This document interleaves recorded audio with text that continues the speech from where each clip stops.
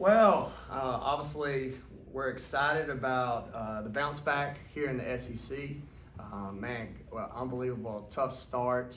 And then every game is an absolute battle. Like I've mentioned before, the top of the league and the bottom of the league, there's not much separation. So for us to be sitting where we're at today, the team getting better, I couldn't be more excited. And then we got a great, tough week ahead of us. Every game is a great opportunity.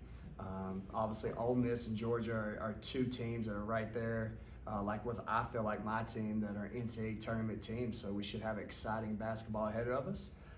And my team is excited about the opportunity, and we can't wait for what's going to come ahead.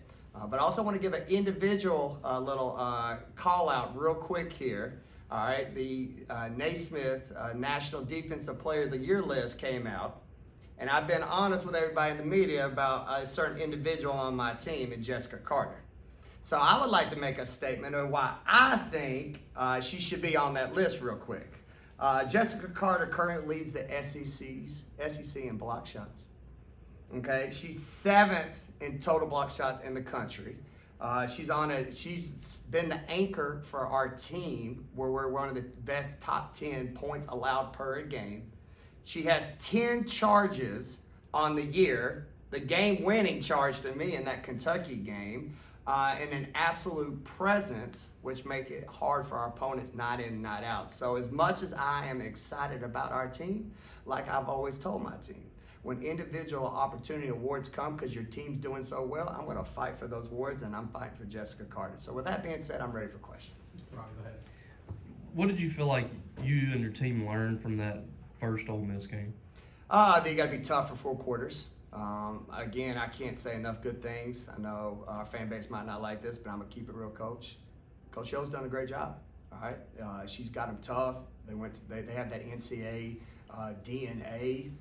They've got players that have been there and have that swag. And I embrace that, and our team embraces that. And I thought they were able to finish the 4th quarter and still won at our place, which hurts. It is. It's the truth. But I thought you got to give credit to them. They were the tougher team for 4 quarters.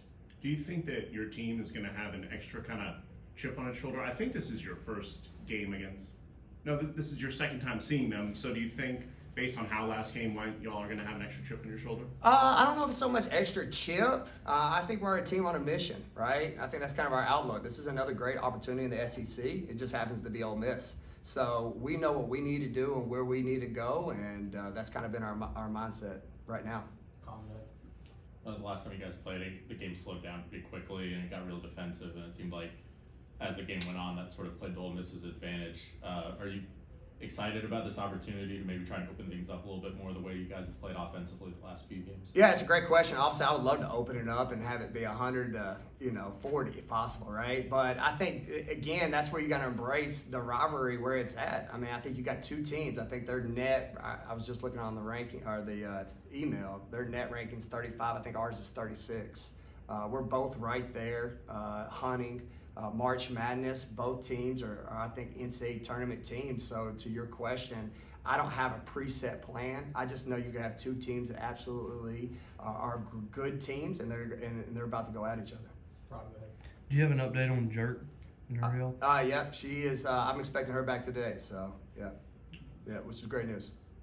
That South Carolina game, and especially now when you see how, like, their point margin against every team, it seems like they're winning by 40 or 30 points every night.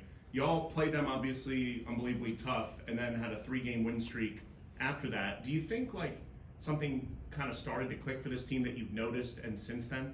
I would like to think so, because it is ironic, the timelines that you bring up. But again, for me and my mindset, and I think our teams, is, you know what? It's not necessarily just South Carolina. There wasn't nothing we said in the locker room. It was like, man, you almost beat South Carolina, so we've got that. Does it help you and make you feel good about what kind of team you got? Absolutely.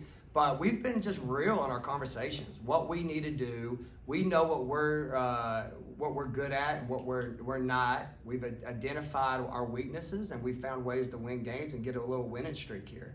But I think the best part of this journey, this last 3 games, it's unbelievable storylines.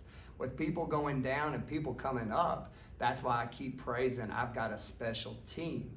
that has found a way to win, and we're going to have a team effort if we're going to have to want to win here on Thursday. You talked about Jessica, but adding back Romani too in the post, I mean, how big is that for y'all? And what did you see in her first game back when you got a chance to break down the film and all that, and her practice this week as well? Yeah, I saw a lot of great length first and foremost, right? And just another great rebounder. Man, I would love to have Danae too, because I know one of our weaknesses that we're all aware about has been rebounding.